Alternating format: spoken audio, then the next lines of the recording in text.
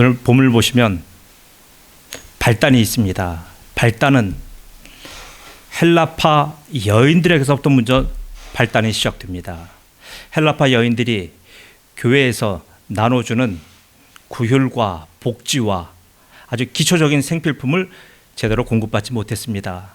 그러다 보니 그런 것을 언어가 통하고 같은 문화권에 있는 같은 헬라파 성도들과 같이 함께 교회의 행정에 대한 불만과 교회에서 치리하고 있는 여러 가지 그런 행정에 대한 문제점들을 제기하기 시작했습니다.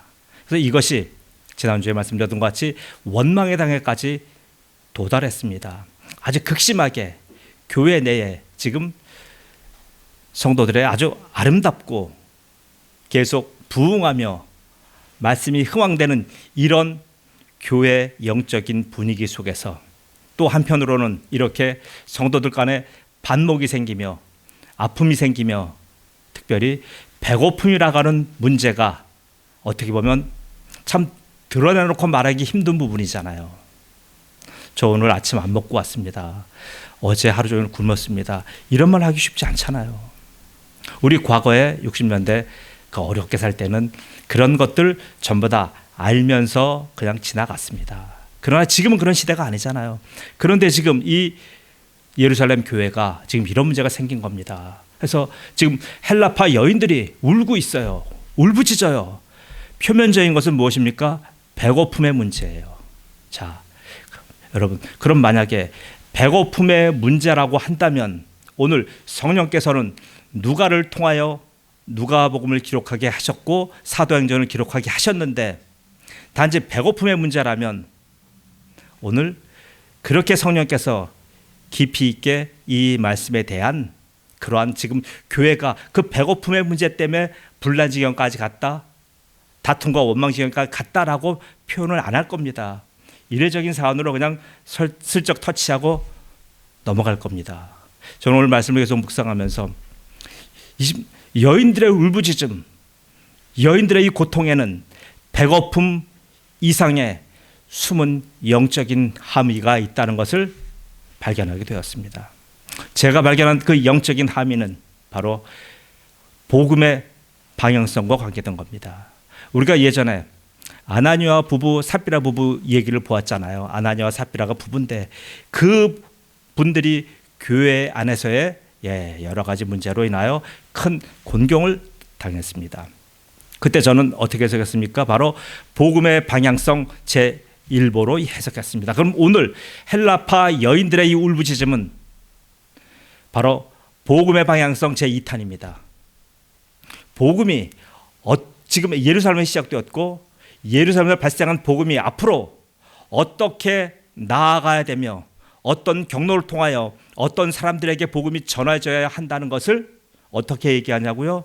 성령께서 직접 누구에게 밤에 계시로 말씀하시고 직접 누구에게 나타나서 내일 절로 가고 일로 가라 그렇게 말씀 안 하십니다. 성령께서는 교회 안에 이런 지금 어떻게 보면 불미스러운 사건이에요. 유쾌하지 않은 사건을 통하여 성령께서는 그 사건을 동원하여 그 우리가 드러나기 힘든 그런 아픔인데도 불구하고 그걸 가지고 성령께서는 성령의 일을 하시는 계기로 삼으시는 거예요. 여러분 교회는 그래요. 항상 행복하고 좋은 일만 있지 않잖아요. 때로는 이해하지 못할 일이 생기고요. 때로는 왜 저러한 일 고통이 우리 교회에 있을까라고 하는 거 생겨요. 그러나 여러분 그런 것 때문에 인간적인 반응하지 마셔야 돼요. 자기의 성격 자랑하지 마셔야 돼요. 왜요? 교회는 성령님께서 운행하시는 거예요. 성령님께서 그러한 문제를 허락하실 때에는 성령께서 그 문제에 대한 해답을 갖고 계십니다. 믿으십니까? 여러분 인생도 그래요. 제가 예전에 이제 직장을 들어갔습니다. 첫 직장이 대한항공을 들어갔는데 이제 시험을 봤습니다. 시험을 봐서 제가 차석으로 합격했어요. 합격했는데 딴 친구들은 다 발령이 났는데 저는 발령이 안 났어요. 이상하다. 왜 발령이 안 날까? 도대체 어떤 문제가 있는가 했더니 나중에 보았더니 신원조회에서 제가 걸린 거예요. 신원조회에서 어떤 문제가 있냐면 저희 아버지에게 바로 남동생이 하나 있었는데 그 남동생이 6.25 전쟁 때 실종됐다는 겁니다. 어디로 간지 모르겠대요. 근데 아마 추측하기를 북한 쪽으로 간 것 같다라고 하는 추측이 있는 거예요. 왜요?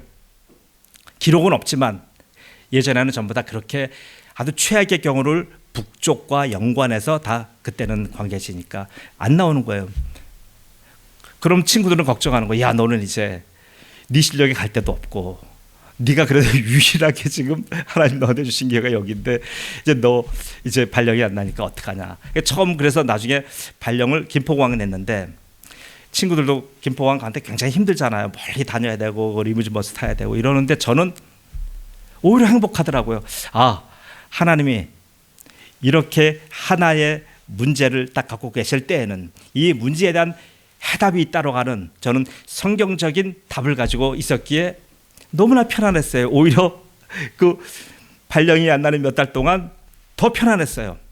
세상 처음으로 제 고향인 강원도 강릉도 가보고 원적지도 찾아가보고 강릉 최가의 그 고향 골고루 다니면서 아버지의 흔적과 할아버지의 흔적을 찾아보는 계기가 되고 굉장히 유용했습니다. 그리고 나서 나중에 이제 그게 전부 다 소명이 되어서 오히려 제가 발령을 가장 좋은 부서로 시내 서소문의 좋은 부서로 발령이 났어요. 그러니까 친구들이 전부 다 부러워하는 상황이 되었습니다. 저는 이런 걸 경험해봤기 때문에 알아요.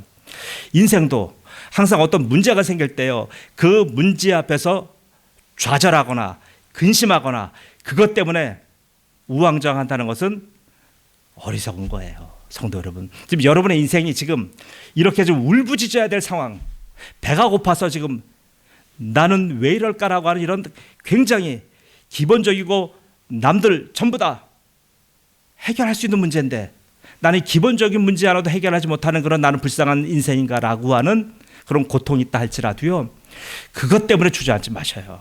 왜요? 하나님은 반드시 피할 길을 내십니다. 오늘 성경이 그거 말씀하는 거예요. 그래서 오늘 여기에 그래서 교회 문제가 되니까 12명의 사도들은 전부 다 이 사람들은 히브리 사람들이에요.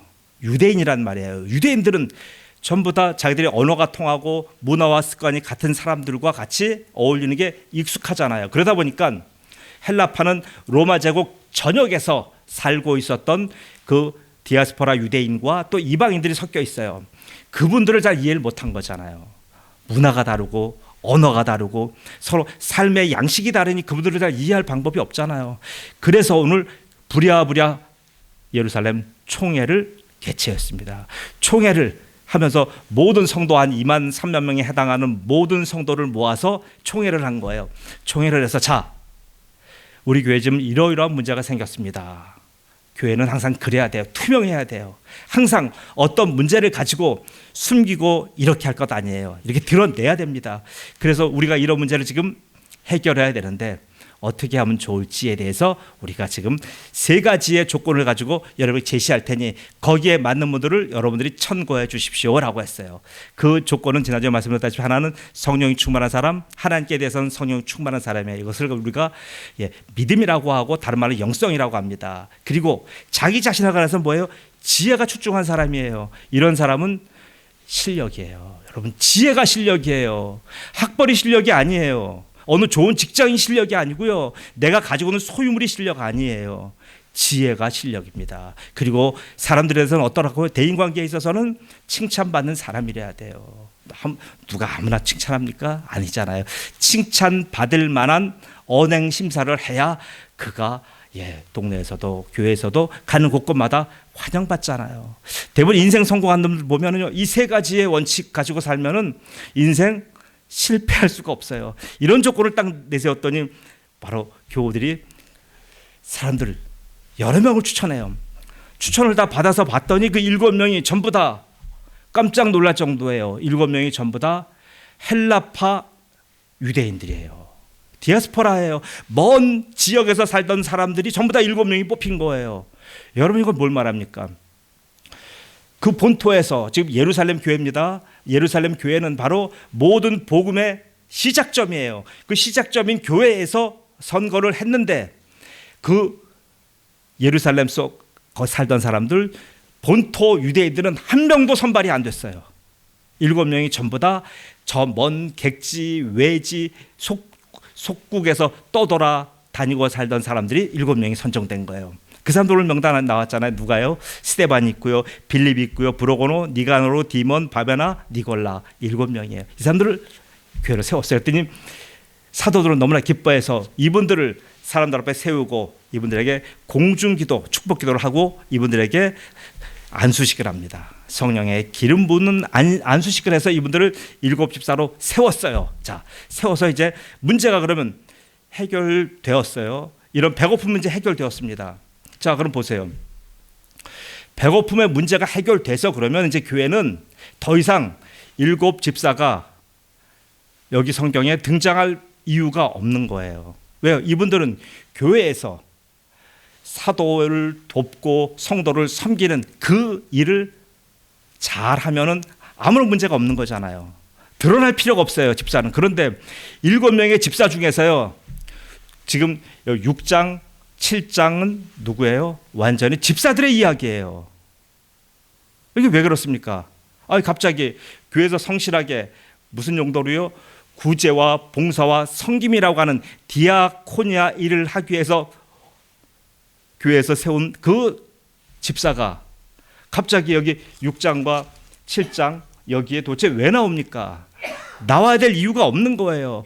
그런데 하나님의 성령께서는 그 5명, 7명 중에서 특별히 2명의 집사에 대해서 집중적으로 기술하고 있어요. 이건 뭘 말하겠습니까? 지금 오늘 보시면 6장, 7장 다 그래요. 자, 성도 여러분, 이것은 특별히 하나님께서 세우신 분명하게 그 종인데 그 종에게 교회 내에 섬김과 구제와 봉사의 직임 때문에 세운 종인데 그 종이 왜 사도의 흉내를 냅니까? 여러분 이상하지 않습니까? 지금 우리 21세기 교회 같으면 목회의 목사의 일과 우리 집사님들의 장로님들의 일이 딱 구분되어 있잖아요. 장로님도 우리 장로교에서는 그래요. 자, 7위 장로가 있고 강도 장로, 설교 장로가 있어요. 저는 설교 장로에 해당되고요. 7위 장로에 해당되는 분은 우리가 일명 무슨 장로님 하시는 분들이에요. 그분들은 뭐예요? 집사님을 거쳐서 장로님이 되신 분들이에요. 모든 성도들의 대표잖아요. 이렇게 그걸 투트랙으로 나가요. 그럼 저는 설교하는 이런 사도의 직임을 맡은 그 자리에 있고 여기 집사님들께서는 뭡니까? 바로 오늘 7명의 집사들이 감당하는 그 일을 감당하는 분이에요. 그런데 오늘 특별히 스데반과 빌립은 어떤 일을 해요? 이 사람들은 아니 집사면 집사의 사명을 다 감당해야지 왜 지금 12명의 사도가 감당해야 되는 이런 설교적인 진술을 왜 합니까? 여러분 생각해 보셨습니까? 바로 이것이 오늘 그 헬라파 과부들의 울부짖음과 관계가 있는 거예요. 헬라파 과부들이 우는 까닭은 첫 번째는 배고픔이었어요. 그러나 두 번째는 뭡니까? 배고픔이 아니에요. 주님, 저희가 지금 죽게 생겼습니다라고 하는 자기들의 상태를 하나님께 지금 토설하는 거예요. 저희들은 지금 구원받아서 여기 지금 와서 예루살렘 와서 살고 있어서 지금 예수 그리스도의 구원의 말씀을 듣고 저희는 구출되었고 자기들은 지금 죄로부터 사망으로부터 지금 건짐을 받았지만 지금 저 로마 제국 전역에 있는 자기의 형제들, 자녀들, 자기의 친지들은 전부 다 죽어 넘어가고 있습니다. 그들은 복음을 듣지 못했습니다. 그들은 예수 그리스도가 누군지 모릅니다. 그들은 지금 죄에 억압되어 있습니다라고 지금 울고 있는 거예요. 성도 여러분, 여러분은 여러분의 인생이 잘 풀리지 않고 도대체 내 인생이 왜 이렇게 엉망진창인가 돼서 울어보셨을 거 아니에요. 그러나 여러분의 형제와 여러분의 자매와 친지와 친구가 구원의 말씀 듣지 못하고 죽어가고 있는 것에 대해서 여러분 물어보셨습니까? 그것 때문에 여러분 고통 겪어보셨습니까? 욥처럼 자기의 자녀와 자기의 하인과 자기의 모든 가축이 다 잃어버렸을 때 제에 앉아서 그 기왓장으로 자기 몸을 긁으면서 울어보셨냔 말이에요. 내 문제가 아니라 저 죽어가는 영혼에 대한 그 부담감과 안타까움 때문에 한번 울어보셨냔 말이에요.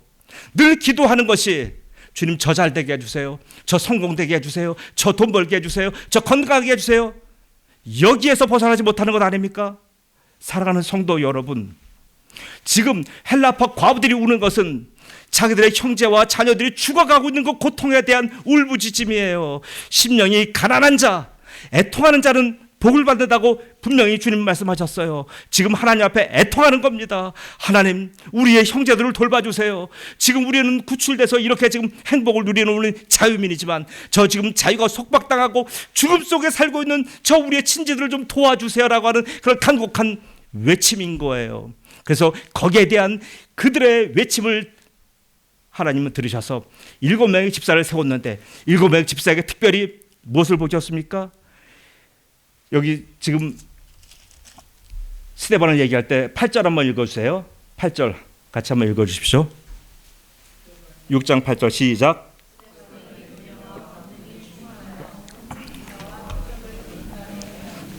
예, 스데반이 은혜와 권능이 충만하니, 이 말씀은 뭐냐면 성령이 충만하다는 얘기예요. 자, 제가 처음에 사도행전을 열면서 성령의 방향성을 얘기했고요. 그다음 계속 지금 말씀을 진행하면서 복음의 방향성을 얘기합니다.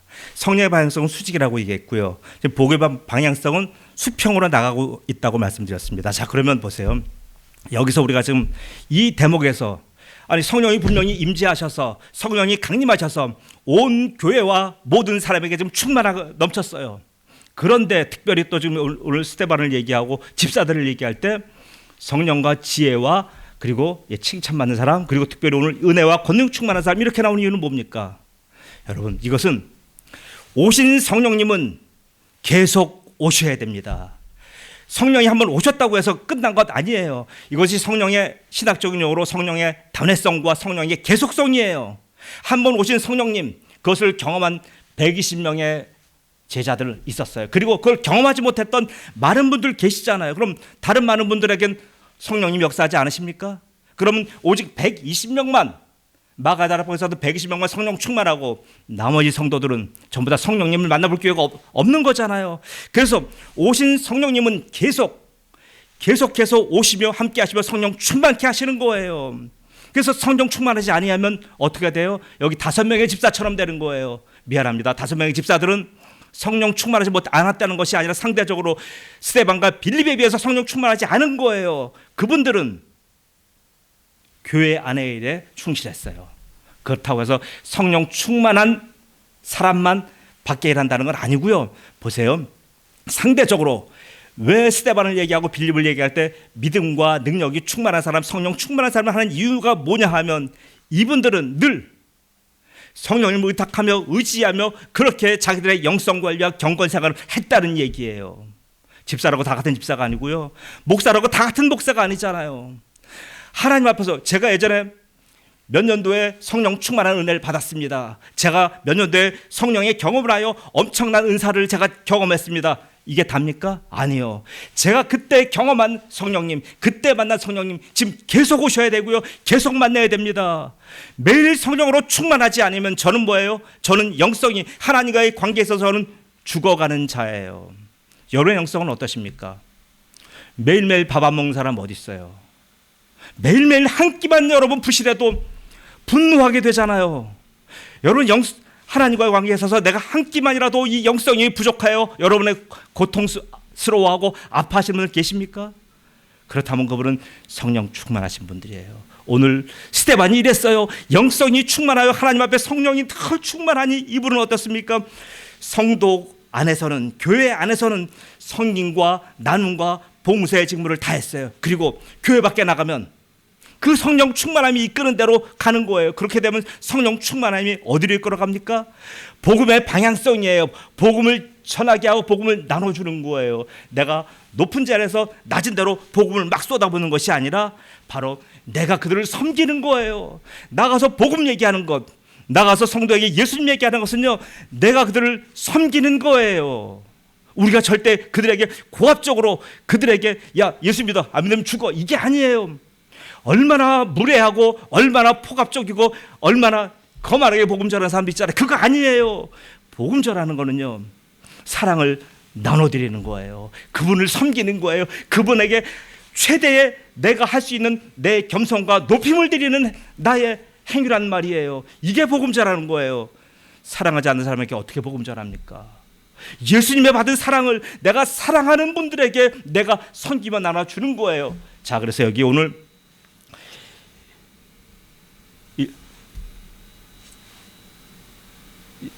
두 가지가 있어요. 여기서 보시면 그 말씀을 전하는 것과고요. 4절에 말씀을 4절에 보시면 기도하는 일과 말씀 사역. 여기 말씀 사역이라는 이 말과 그리고 2절에 보시면 접대, 구제 다른 말이에요. 자, 그럼 집사는 접대하는 분들이에요. 집사는 구제하고 봉사하고 섬기는 사람이에요. 그리고 오늘 여기 사도는 뭐 하는 사람이에요? 사도는 오로지 기도하는 일과 4절입니다. 말씀 사역 전무하는 사람이에요. 다르잖아요. 자, 분명히 달라요. 그런데 여러분, 여기에 아주 놀라운 성경에 깊은 뜻이 있어요. 섬기는 것과 봉사하는 것과 말씀을 전하는 것이 여기서 똑같은 원어를 써요. 똑같은 디아코니아예요. 여러분, 왜 그러십니까? 내가 교회 안에서 성도를 섬기는 것과 내가 교회 밖에 가서 복음을 전하는 것은 똑같은 거예요. 하나님 보실 때 똑같은 디아코니아예요. 이건 뭘 말합니까? 목사 일만 훌륭하다는 것 아니에요. 집사님과 교회 성도가 교회 섬기는 것, 밥하는 것, 청소하는 것 다 똑같이 하나님이 귀하게 보시고 다 똑같이 하나님께서 귀한 하나님의 사역인 거예요. 믿으십니까? 나는 매일 막 시즌한다고 해서 나는 그 하나님의 사역이 아닌 게 아니에요. 사랑하는 성도 여러분, 그러니까 이 성도들은 이걸 아는 거예요. 바로 성령이 내게 임하시면 교회 안에서는 내가 성도를 섬기고 봉사하고 내가 내 직무를 다하는 것, 이게 사랑이잖아요. 그 예수님의 사랑, 아가페의 사랑이 내 속에서 넘침에 밖에 나가면 어떻게 됩니까? 그 사랑으로 내가 말씀을 전하는 디아코니의 사명을 감당하는 거예요. 밖에서 사명 전하지 않는 사람, 밖에서 예수님 전하지 않는 사람, 교회 안에 와서도요 성도 안 섬겨요. 교회 안에 와서도 교회 성도 섬기고 사랑하고 성도에게 낮은 자세로 성도를 나보다 높게 여기지 않는 분은 밖에 나가서도 그렇게 하지 않아요. 알아요. 여러분, 여러분의 한 주간 삶이 주일날 예배드리고 성도의 언행 심사를 보면 알아요. 저번에 일주간의 삶이 어땠을 것이라고 하는 답이 나와. 여러분 보셔도 알 거 아니에요. 여러분, 그래서 오늘 헬라파 여인들의 이 울음에 응답한 사람들이 누구예요? 그들과 같이 함께 그런 고통을 겪었던 헬라파 집사들이잖아요. 특별히 그들 중에서 오늘 빌립과 스데반이 그 마음이 같이 하나가 된 거예요. 저 헬라파 여인들의 울음을 보고 저분들의 저 아픔을 보고 오늘 스데반은 저게 내 모습이야. 저 여인들의 저 울음소리 때문에 내가 여기까지 왔어. 그러면서 오늘 스데반이 누구한테 복음 전합니까? 여기 보시면 복음 전한 사람 한번 9절 한번 읽어주세요. 9절 말씀입니다. 시작.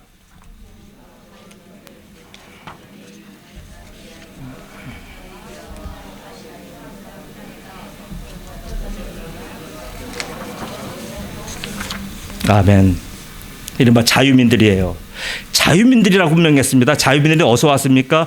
구레네에서 왔고요, 알렉산드리아에서 왔고요, 길리기아와 아시아에서 왔어요. 지금 여기는 어디냐면 이 구레네와 알렉산드리아는 북아프리카예요. 리비아와 이집트를 얘기하고요. 여기 지금 길리기아와 아시아는 어디냐면 지금 트루키에를 얘기합니다. 이쪽에서 온 거예요. 그러니까 아프리카와 아시아에서 온 사람들, 이 사람들이 지금 어떤 사람들이에요?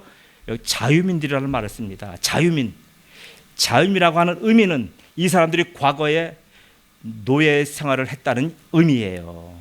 이분들이 전부 다 자기들이 그랬고, 지금 오늘 복음 전하는 스데반이 복음 전하는 이 사람들이 왜 어떻게 해서 여기까지 오게 됐냐, 예루살렘까지 오게 된 이유가 뭐냐 하면 그들이 자유를 얻었기 때문에 온 거예요. 자기들이 살던 지역에서, 내가 구레네에서 내가 살던 그 구레네, 제가 거기서 근무했기 때문에 구레네라는 지역을 잘 알아요. 그 시레네라고 하는 지역인데 굉장히 아름다운 도시입니다. 유대인 흔적들이 많아요. 거기서 노예로 살았어요. 노예로 살던 사람들이 거기서 지금 특별하게 로마 정부의 은사를 받아서 이들이 해방된 거예요. 해방되어서 이제는 너희들에게 거주 이전의 자유가 있고 너희들이 원하는 로마 제국의 전역 어디 가서도 살 수 있다라고 하는 그 자유민의 지금 공민증을 받은 겁니다. 그 사람들이 지금 온 거예요. 그 사람들에게 얘기하는 거예요. 너희들 과거에 노예였잖아. 나도 그랬어. 지금 우리가 노예에서 지금 이렇게 해방되었듯이 영적으로 우리가 지금 마귀에게 붙들려서 우리가 완전히 노예되었던 사람들이야. 그러나 예수님이 오셔서 예수님이 우리의 죄값을 감당하시고 우리를 십자가에서 예수님의 그 아가페의 사랑으로 우리를 용납하시되 그것 때문에 우리가 지금 죽음의 저주에서 지금 우리가 옛날에 속박과 그런 저주 속에 살던 우리의 삶이 완전히 지금 해결되고 지금 우리가 이렇게 자유를 얻었다라고 하는 것을 얘기하는 거예요. 그래서 복음은 뭡니까? 복음은 자유예요. 복음은 구출된 거예요. 내가 노예로부터 새롭게 된 겁니다. 내가 지금 자유인이 된 거예요. 사랑하는 성도 여러분, 그래서 오늘 이 자유의 복음을 지금 외친 거예요. 스데반은 너무나 기쁘지 않아요. 내가 노예로 살고 내가 죽음 속에서 죽어가던 인생이 오늘 예수 그리스도 그분이 나를 만나 주심으로 내가 이런 자유를 얻고 내가 이런 지금 완전히 달라진 인생 되었기에 자기를 만나 주신 그 예수 그리스도의 복음을 그들에게 막 지금 전하는 거예요. 전했지만 전한 결과는 어때요? 전한 결과는 오히려 그것 때문에 스데반은 감옥으로 들어갑니다. 고발당하는 거예요. 자 보세요. 말씀을 맺겠습니다. 여러분은 노예입니까? 자유민입니까? 여러분 모두는 지금 자유를 얻은 분들이에요. 그러면 자유를 얻은 분들은 이제는 두 번 다시 나의 자유를 속박당하지 말아야 되잖아요. 안 그렇습니까? 지금 내가 다시 그 노예에서 반드시 구출됐는데 그 내가 다시 노예 생활로 돌아갈 수 있습니까? 애굽의 430년간의 그런 노예 생활로부터 내가 해방되었는데 아무리 지금 내가 생활이 광야의 생활 40년의 처절한 인생을 산다고 할지라도 광야 40년의 인생이 430년의 노예 생활과 감히 비교할 수가 있습니까? 여러분 예수님 믿어도 우리 삶에 힘든 것들 많이 와요. 힘든 파고가 계속 우리를 덮쳐요. 그렇다고 해서 여러분 지금 내가 과거 나는 이 생활 싫으니까 430년에 난 노예 생활이 너무 좋았어요. 그때는 밥은 먹고 살았어요.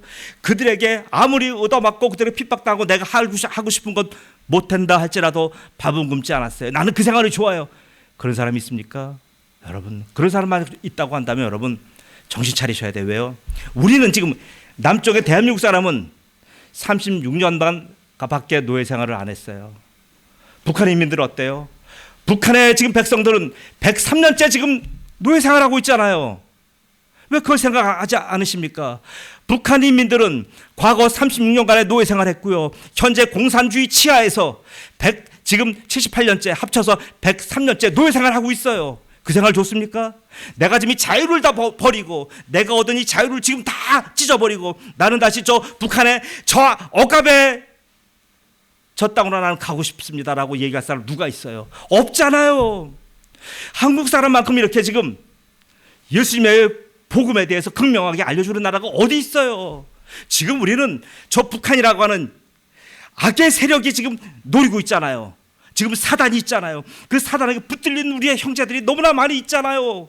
그런데 우리는 이 자유를 얻은 지금 해방감이 있고요. 이 자유 때문에 우리는 이 자유를 뺏기지 않으려고 얼마나 빨리빨리 노력해서 이 나라를 이렇게 잘 살게 만들었습니까? 한국이 정상적인 평화국가였다면 이렇게 빨리 고도성장 안 왔어요. 그러나 지금 우리는 죽을 수밖에 없고 우리는 저기가 언제 적화될지 모르는 이런 우리가 절박한 상황 때문에 우리는 죽을 힘을 다해 살아온 거예요. 우리의 선조들이. 여러분 이게 지금 노예 생활로부터 자유를 얻은 사람들의 지금 삶인 거예요. 사랑하는 성도 여러분, 여러분 지금 어떻게 살고 계십니까? 영적으로 여러분의 삶이 지금 이렇게 내가 빼앗겼던 자유, 지금 내가 다시 얻은 이 행복감, 두 번 다시 내가 내 자녀에게 물려주고 싶지 않은 저 노예 생활, 그 생활로 다시 돌아가려고 좀 노력하는 사람이 있습니까? 있다고 한다면 그 사람들은 참 여기서 얘기하기가 힘든 안타까운 분들입니다. 사랑하는 성도 여러분, 우리가 지금 얻은 이 자유, 여러분 이제는 두 번 다시 뺏기지 마십시오. 이 자유, 예수님이 주신 이 자유 때문에 지금 여러분은, 제가 매주 여러분 교회 나오라고 해서 나오십니까? 여러분 이 교회 아니면 교회 많아요. 얼마든지 많아요. 여러분의 짧은 인생 여러분 마음대로 살고 싶어도 돼요. 그것 때문에 저 전전긍긍하지 않아요. 여러분의 삶이 오직 이제는 다시 노예 생활로 돌아가고 싶다면 돌아가셔요. 안 말려요. 그러나 그 책임 누가 집니까? 그 노예의 속박 속에서 그 고통과 한숨과 그 근심은 어떻게 삽니까? 이 지금 헬라파 과부들의 울음소리가 들리지 않으십니까? 지금 많은 분들은 저 북한 인민들의 저 지금 아픔과 저 고통에 대해서, 저 자유 억압에 대해서 좀 우는 사람들이 있어요. 대부분의 사람들은 지금 귀를 닫고 있어요. 왜요? 지금 내 생활이 너무나 좋으니까. 지금 내가 너무나 이 3만 불, 4만 불, 5만 불로 달려가는 내 인생이 너무나 행복하니까. 지금 먹고 마시는 것 이것이 너무나 좋아서 지금 나는 저 북한의 인민들 생각하지 않겠습니다라고 하는 분들 많아요. 여러분, 그렇다고 한다면 우리가 오늘 이 스데반을 지금 이 시기에 다시 한번 보는 이유는 무엇입니까? 여러분과 저는 스데반인 거예요. 내가 스데반이에요. 교회 안에서는 성도를 섬기고요, 교회 밖에 나가서는 때를 얻든지 못 얻든지 우리가 이제 노예와 속박에서 해방된 이 해방의 기쁨을 전해야 되는 겁니다. 이런 위대한 인생이 여러분에게 펼쳐 있으니 이런 인생 사는 은혜빛교회 성도 되시기를 예수님으로 축복합니다. 아멘. 기도합니다. 너희는 죽은 자를 위하여 울지 말며 그를 위하여 애통하지 말고 잡혀간 자를 위하여 슬피 울라라고 하는 예레미야 22장 10절 말씀처럼, 아버지 하나님, 지금 모든 많은 사람들이 잡혀가 있고요, 노예 상태에 있고요, 그리고 억압과 죽음이라고 하는 고통 속에서 지금 간신히 연명합니다. 그런데도 그들은 자기의 상황을 모릅니다. 자기가 지금 행복한지 압니다. 자기가 지금 이 땅에서 흥하고 잘 살고 있는 줄 압니다. 지금 행복이 자기와 자기의 가문 속에 있는 줄 압니다. 그러나 아버지 하나님, 바로 오늘 성령께서는 그들의 영적인 상황과 그들이 붙들려 있는 상황을 좀 똑똑히 말씀을 통하여 저에게 들려주셨습니다. 전능하신 아버지 하나님, 우리가 바로 이 자유민에 지금 들어온 것을 감사하며 우리가 이 가지고 있는 자유를 가지고 하나님, 나만 먹고 마시고 즐기는 것이 아니라 이 자유를 주신 하나님을 찬양하며 이 자유를 억압된 그런 많은 속박된 사람들에게 우리가 자유를 선물하며 그들에게 복음을 선물하며 그들에게 구출을 선물하는 위대한 은혜빛교회 성도가 되도록 축복하여 주옵소서. 감사하며 예수님의 이름으로 기도드리옵나이다. 아멘.